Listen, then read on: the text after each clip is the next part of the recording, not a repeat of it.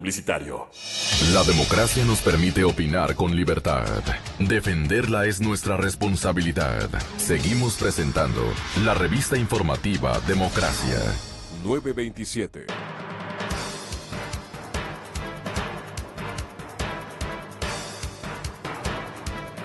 Caramba, el señor presidente de la República, el día 2 de este mismo mes, resaltaba las cifras de crecimiento del año 2015, que fue de 0,3. ¿Por qué quiero retomar, digamos, este acerto del señor presidente? Porque la economía ecuatoriana, señoras y señores, va a caer en 4,5%. 4,5% en este año, en este 2016. Pero esto no es de sabatina. Esto es un informe, una proyección del Fondo Monetario Internacional. Y si es que no escuchamos lo que nos dicen en Washington, ahí sí estamos perdidos. Porque el señor presidente quiere que a la fuerza, como decimos en casa, a la fuerza quiere que crezca la economía ecuatoriana, y él ubica su tasa de crecimiento que no quiere que esté nunca en menos. Así sea en 0,1%, es lo que dijo en la última ocasión. Sí, en décimas, sí, efectivamente. Las economías de América Latina y el Caribe, dice el fondo, van a mantener su crecimiento negativo por segundo año consecutivo, al contraerse medio punto porcentual en 2016. Esto dijo esta mañana. Esto es calientísimo. El fondo acaba de advertir aquello. El fondo dice, al ajustar a la baja el pronóstico que emitió en el mes de enero, ustedes recordarán, era más optimista.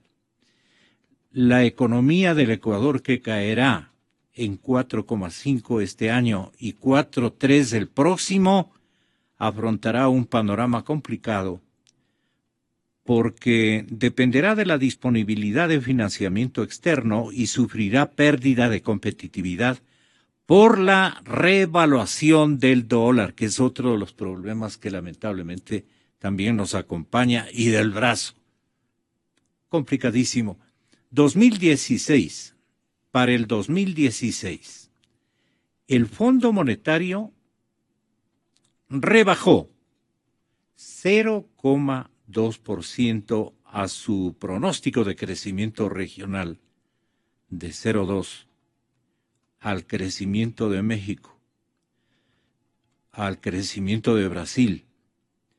El Brasil también redujo sus posibilidades de crecimiento y va a estar en 0,3% el Brasil. Es que tiene una recesión terrible.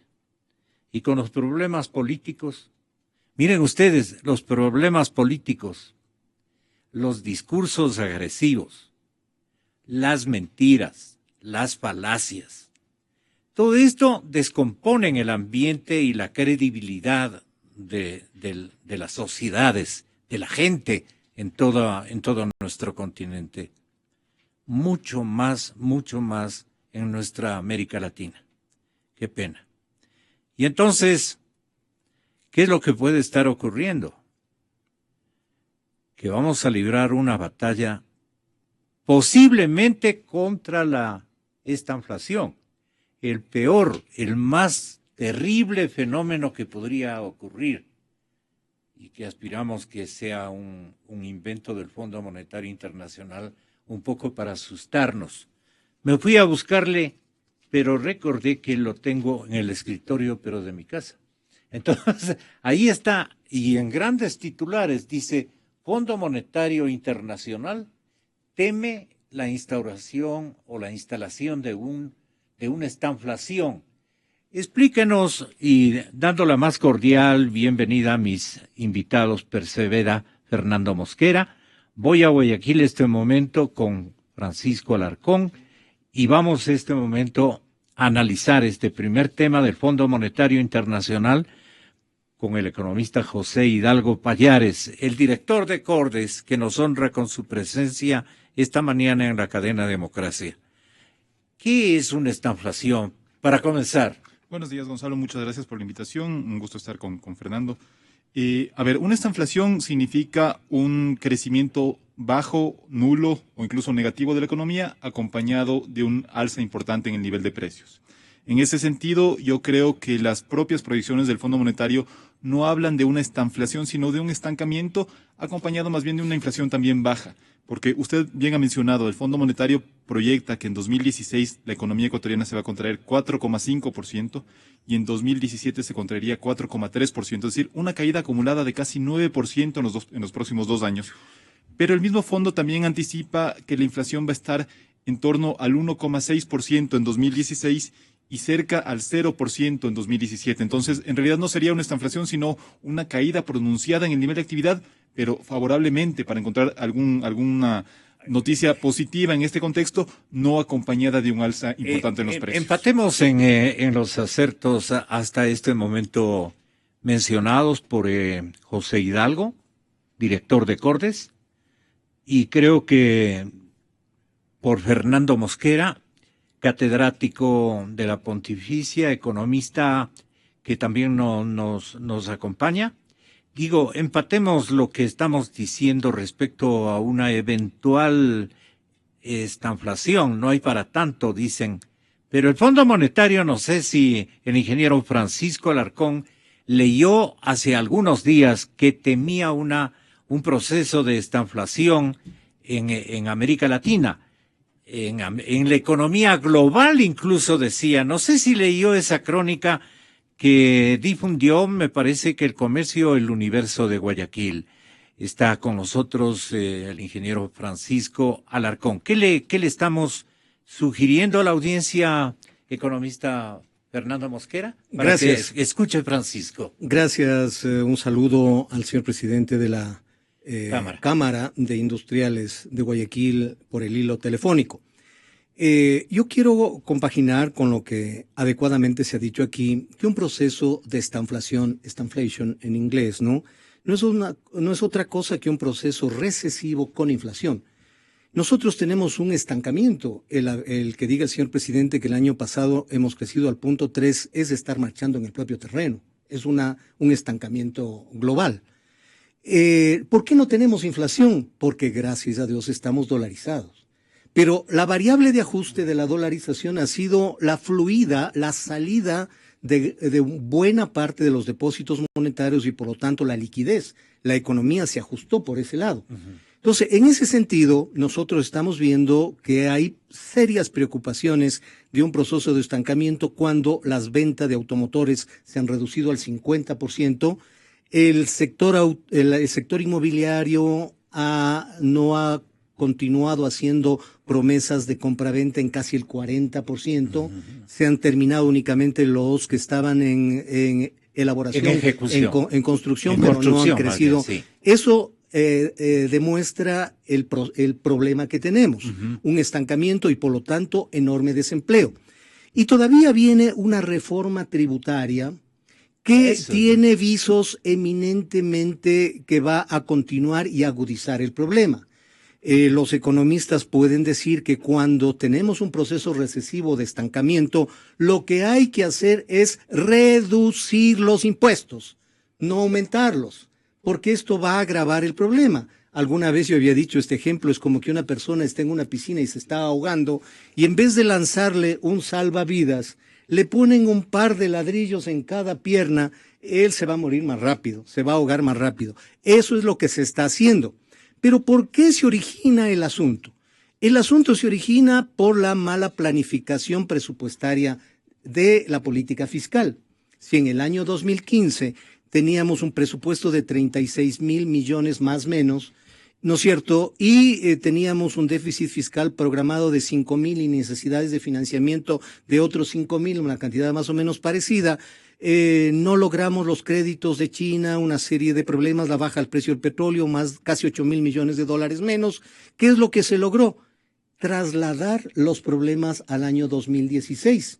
Y es por eso que el PIB en el año 2015, que superó un poco más de 100,000 millones de dólares, para el año 2016 no va a superar los 92,000 millones de dólares, es decir, una contracción efectivamente que genera. Con la reforma tributaria hay una afectación enorme que va a existir a la industria del turismo, que era la tabla de salvavidas de la economía ecuatoriana. El poner una mínima cantidad de dinero para que la gente salga al exterior tiene efecto colateral, porque aparte de que las personas van a tener que decidir en ya no viajar al exterior porque tienen que pagar un impuesto al sacar su dinero, el asunto es que no soluciona nada. Si es que el asambleísta dijo ayer en asamblea que más de 30,000 millones de dólares están en bancos suizos, el dinero ya salió. Poner una medida actualmente es inocua, es inservible, y que lo que va a hacer es que los extranjeros, por preocupación, ya tampoco van a venir al Ecuador, porque ellos siempre que vienen a América Latina están de paso, porque vienen a Colombia, a Ecuador, a Chile, a Perú. Entonces el momento hasta los mochileros hacen aquello. Entonces el momento que vengan con su dinero, el rato que salgan de aquí les van a poner un impuesto. La gente va a desistir, entonces va a haber otro sector también terriblemente afectado, como es el sector turístico. Pero el señor presidente compareció ante las cámaras de la CNN con Patricia Yaniot ayer en el informativo vespertino. Lo hemos visto. Sí.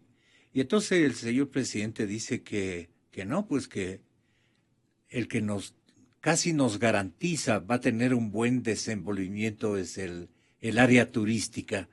Entonces, como es Patricia Yaniot, le volvió a preguntar y le dijo, ¿usted está seguro? Como le vio que él no cede o no accede nunca a más o menos admitir alguna partecita de la verdad a plenitud.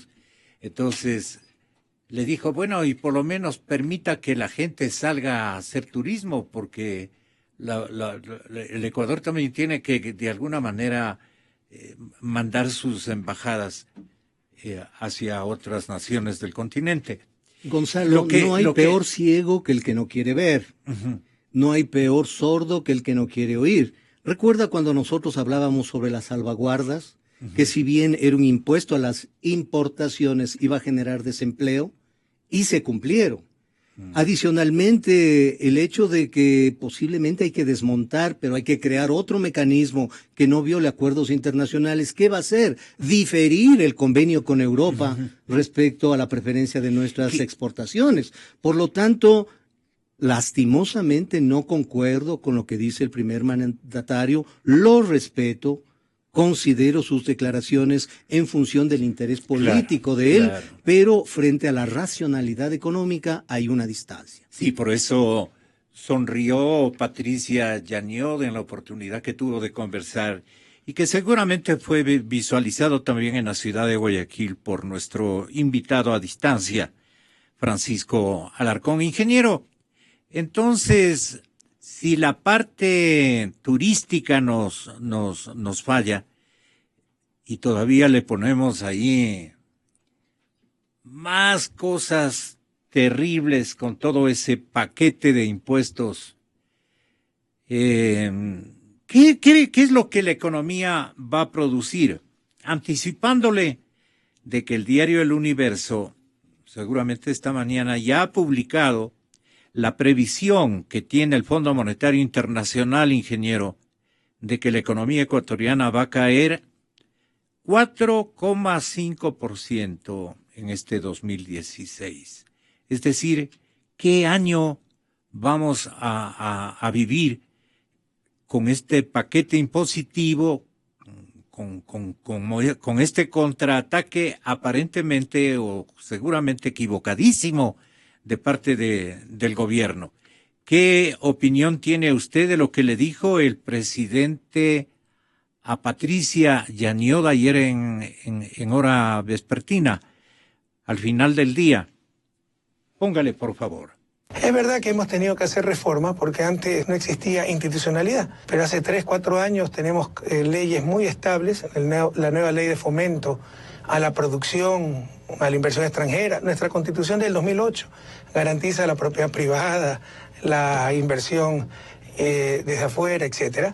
Y de hecho, en 2015 hemos recibido la mayor inversión extranjera de los últimos 10 años. Bienvenida esa inversión extranjera, que respeta las leyes del país, por supuesto, como en cualquier otro país. Bienvenida esa inversión extranjera, sobre todo en el sector turístico, que es un sector al que le estamos apostando muchísimo. El potencial turístico de Ecuador es de los más grandes del mundo, pero sobre todo, bienvenidos los turistas extranjeros, porque ya tenemos infraestructura, ya tenemos servicios, ya tenemos oferta. Muchos dicen que, bueno, el inversor trae su dinero. ¿Qué tan fácil es sacarlo del país? Porque tengo entendido que ahora hay una reforma que le pone obstáculos para sacar los dólares de Ecuador, una economía dolarizada, por supuesto. Todos son errores de apreciación. Nosotros tenemos que poner un impuesto a la salida de capitales para evitar los ataques especulativos de los capitales golondrina, porque no tenemos moneda nacional. Nosotros tenemos el dólar como moneda de curso legal en Ecuador.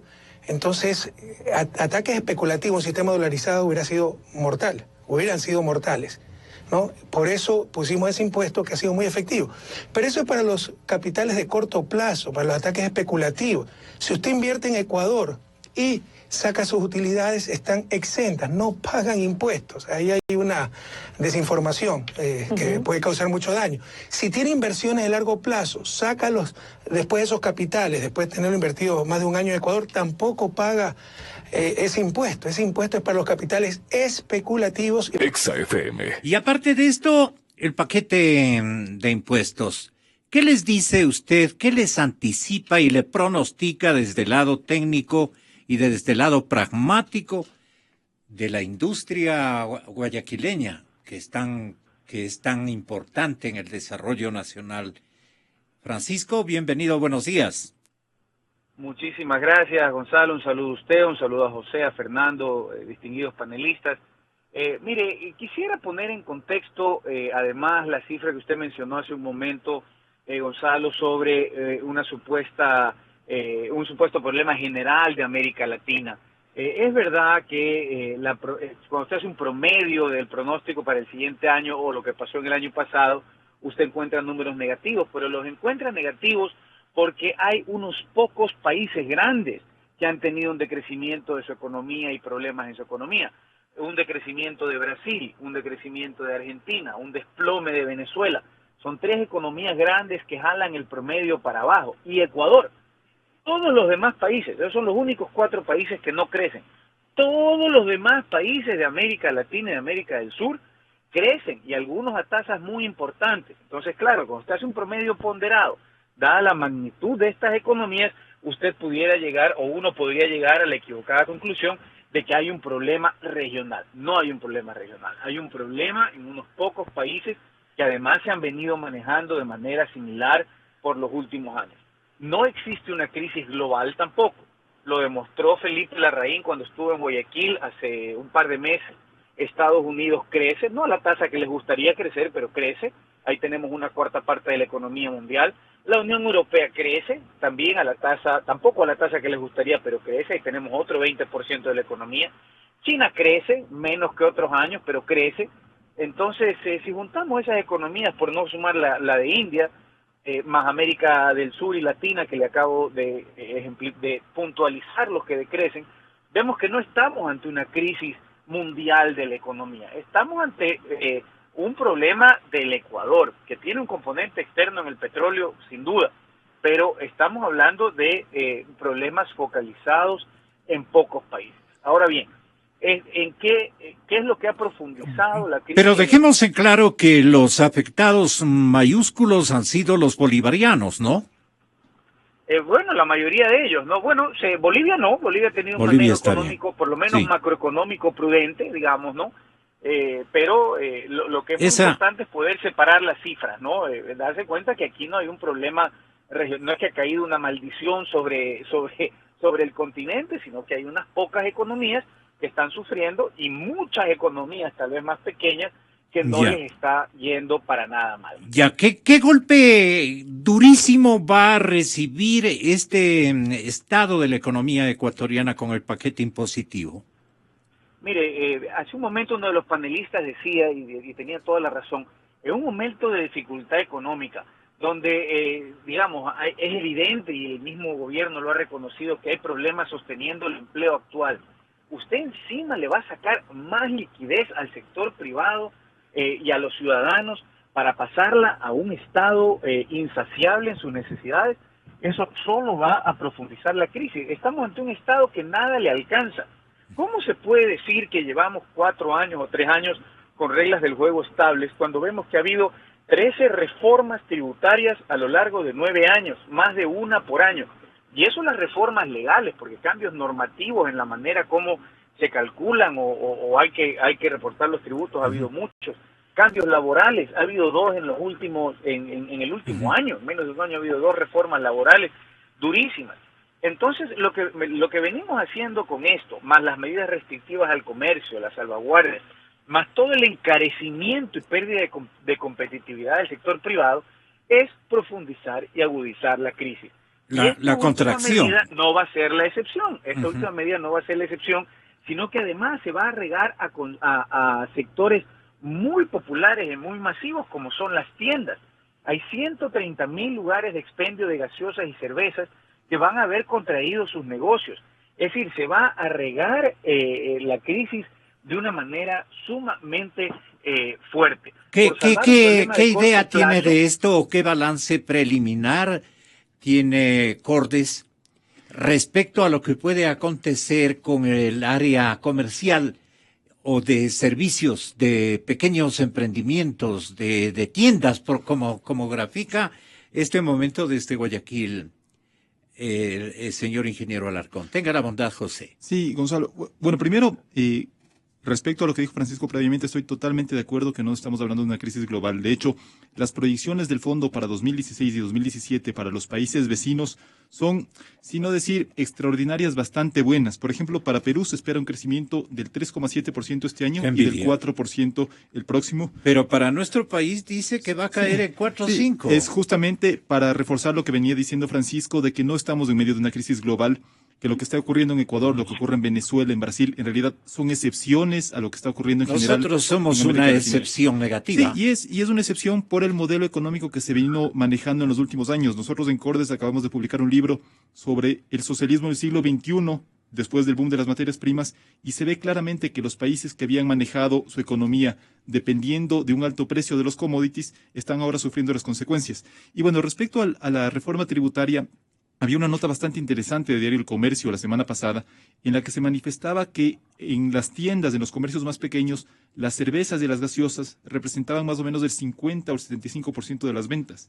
Entonces, incrementar el precio de esos productos, que necesariamente va a generar una contracción en su consumo, va a afectar sumamente, va a tener un efecto muy significativo sobre las ventas de este tipo de comercios, y por lo tanto no sería es esperable que el desempleo, incluso en estos comercios que tienen 1 o 2 personas a cargo, también se incremente.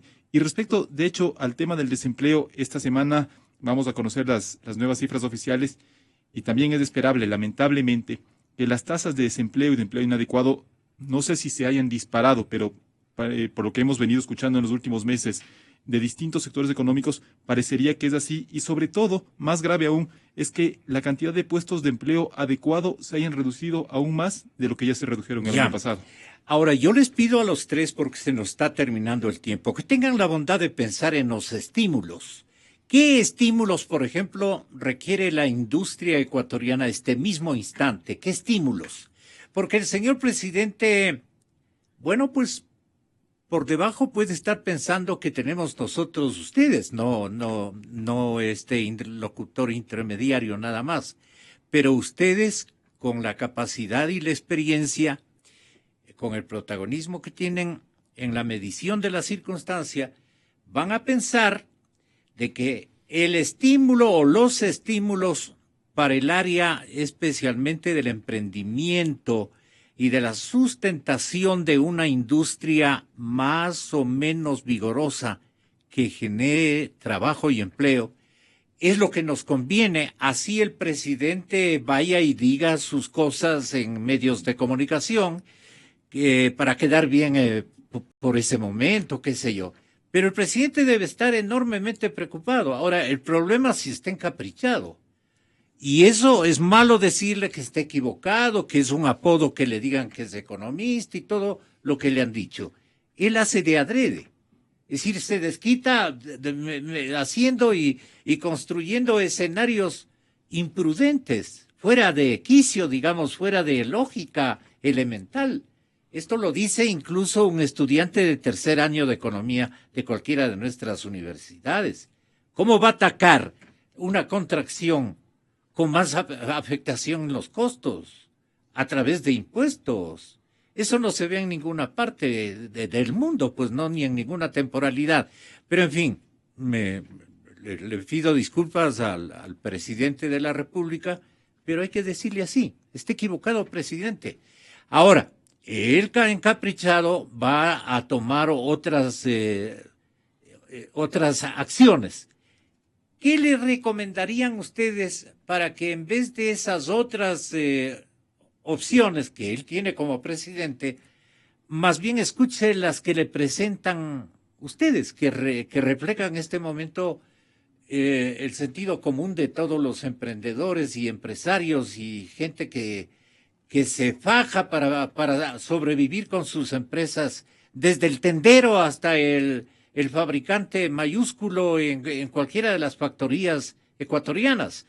Esto es lo que le pido a Francisco para comenzar. Estímulos. ¿Cómo no? ¿Cómo no? Mire, tenemos en la Federación Nacional de Industrias una encuesta realizada a más de 200 empresas en el país, grandes, medianas, pequeñas e informales. Y es asombroso ver cómo todas quieren lo mismo. No hay gran diferencia entre lo que quiere el gran industrial y el pequeño tendero. ¿Qué es lo que quiere todo el mundo? Reglas claras. Eso es lo más importante, que las reglas del juego que existen se respeten y que no cambien todo el tiempo. Se necesita un anuncio importante de que no habrá más cambios negativos, por lo menos, ¿no?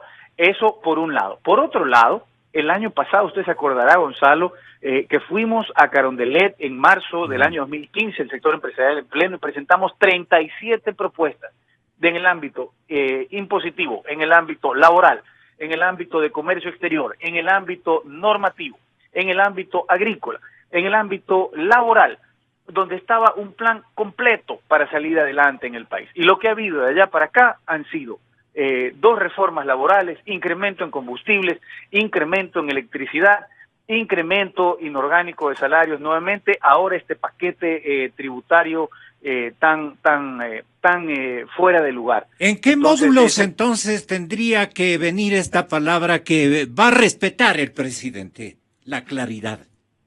¿En qué módulos? ¿En dónde tiene que ubicar los estímulos y la coherencia de ya no cambiar, sino mantenerse y mantener su palabra de administrador global, pues de la situación, ¿no? Que no venga... Mire, el sector... Sí, adelante. El sector no ha reclamado estímulos ni incentivos. Entre las 37 propuestas, será difícil encontrar alguna que sea dame algo adicional. Lo que sí pedían algunas de esas propuestas era retroceder en algunas cosas absurdas, como el límite de 4% para gasto publicitario para que sea deducible y después no, por ponerle ejemplos absurdos, pero no requerimos, el sector privado no reclama ni dádivas ni regalos, reclama un Estado estable, coherente, no lleno de contradicciones, con una justicia independiente, ciertamente, para poder confiar en la resolución de contratos. Y eso es, y que dejen de rondar además, por ejemplo, algo tan nocivo para el sector de la construcción, que tiene una cadena tan larga desde la mano de obra hasta los servicios, está paralizado desde el día que se anunció la ley de plusvalía.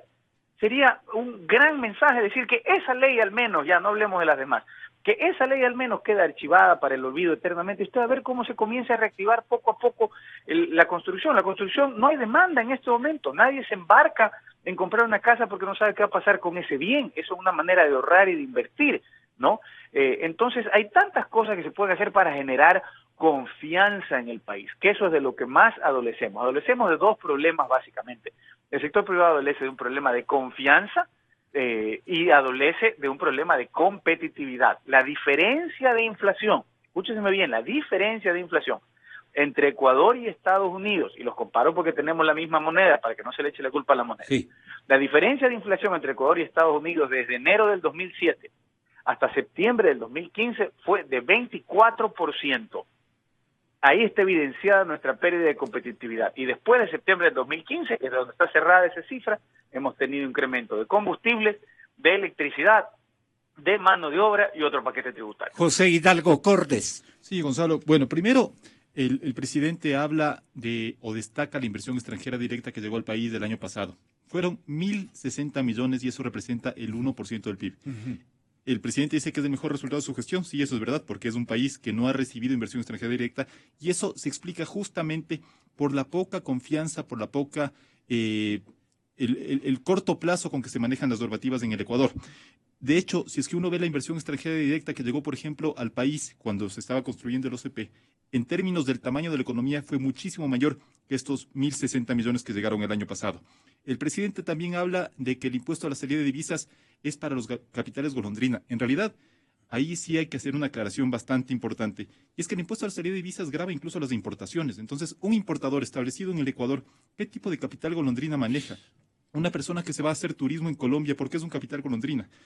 No es cierto, es totalmente falso que ese impuesto grava únicamente a los capitales golondrina. Ya no vienen ni las palomas, peor las golondrinas. Sí, nunca llegaron. Y respecto a la confianza que pide el sector privado, un punto muy importante, yo creo que el principal tal vez, es la sostenibilidad de la dolarización. Y en este punto el rol del Banco Central es fundamental y lamentablemente al Banco Central se lo está utilizando como un prestamista del gobierno.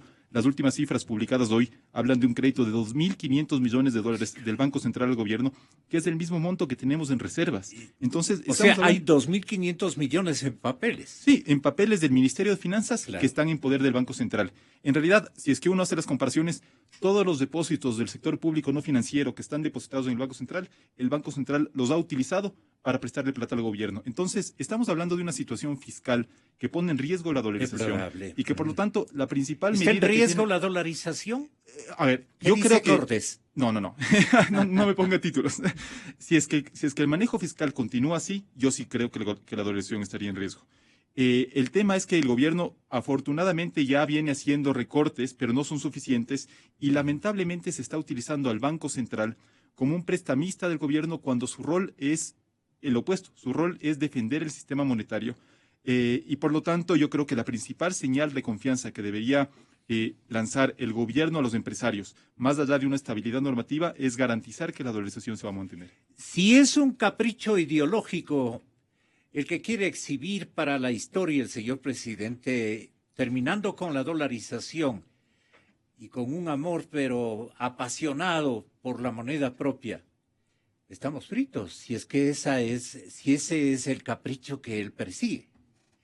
Fernando, si es tan amable. Fernando Mosquera. Unas consideraciones previas respecto al proceso de reactivación. Usted termina, sí. Sí, el asunto es que el error cometido en el año 2015 respecto a la estimación del precio del barril de petróleo en casi 80 millones de dólares trajo las consecuencias que trajo en el año pasado.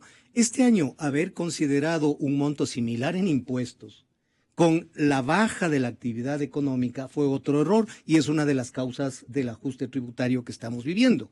Que nos aparentemente, supongamos que no se trate del Ecuador, aparecería como una carta de intención fantasma, es decir, el cumplimiento de una carta de intención con el Fondo Monetario Internacional en una economía con problemas, ponerle más impuestos. Parece que estamos retornando a aquellos tiempos que no quisiéramos que otra vez retorne. Y por lo tanto, no me sorprendería que dentro de pocos meses el Fondo Monetario nos preste dinero para salir del embrollo en que estamos. Así fue en 99, ¿no? Usted recordará que hace poco tiempo los medios de comunicación dieron la noticia de que una misión del Fondo Monetario estaba aquí. Ajá. Obviamente el Ecuador tiene compromisos de entregar información y es por eso que ya tenemos los resultados del deterioro en la totalidad del PIB para el año presente y para el próximo. Este es un pronóstico producto de la verificación que han hecho. Ellos en tienen los que últimos verificar días aquí, las cuentas in situ. Y muchas de las soluciones de este momento es mayor endeudamiento. Claro. El Banco Industrial de China, el Banco de Desarrollo, posiblemente entre los dos es una cantidad de miles de millones de dólares que tendremos que pagar posiblemente en petróleo. Por lo tanto, nos recuerda estos ajustes neoliberales que fueron tan criticados. Es decir, no ha habido creatividad. Ha sido más de lo mismo en función de las urgencias políticas. Por lo tanto, hay que cambiar el asunto. En el tema del dinero electrónico es la confianza la que le permite que se dinamice y ya estamos viendo cuánta cantidad de fondos del Banco Central este rato han sido prestados al Ministerio de Finanzas con la emisión de papeles. Entonces la gente tiene miedo de que eso suceda con su dinero y la única solución sería que la banca privada intervenga para que la gente deposite en el banco y sobre eso pueda manejar el dinero electrónico, no se dañen los billetes y por lo tanto cada banco incluso importe y pague los costos y no sea solo el Banco Central el que gaste en la importación de billetes verdes. Muy bien, lo último me gustó. Francisco, José, Fernando y Gonzalo, hemos estado buscando la verdad.